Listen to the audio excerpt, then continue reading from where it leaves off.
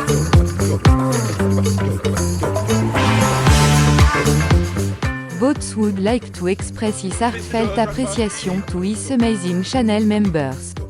Your support means the world to him, you're all fucking legends and he thanks you from the heart of his bottom. Channel membership are now available from just 99 pence per month.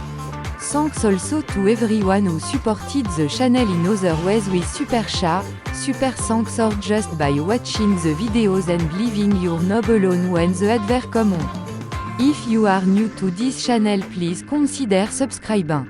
It's completely free, easy to do, and it will make Boats clutch his little tinkle with excitement when he sees his subscriber number increase.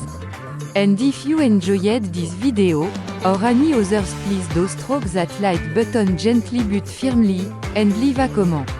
If you can't think of anything to say, just tell him which is your favorite Frebento spy.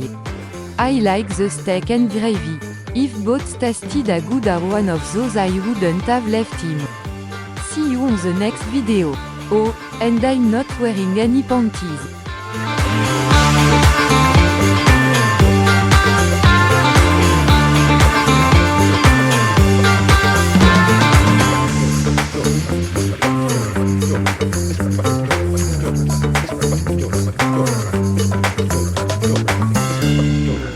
Mr. George Rajapati. Mr. George Rajapati. Mr. Rajapati. Mr. George Rajapati. Mr. Rajapati. Mr. George Rajapati. Name's Roger Boaty. Mr. George Roger Boaty.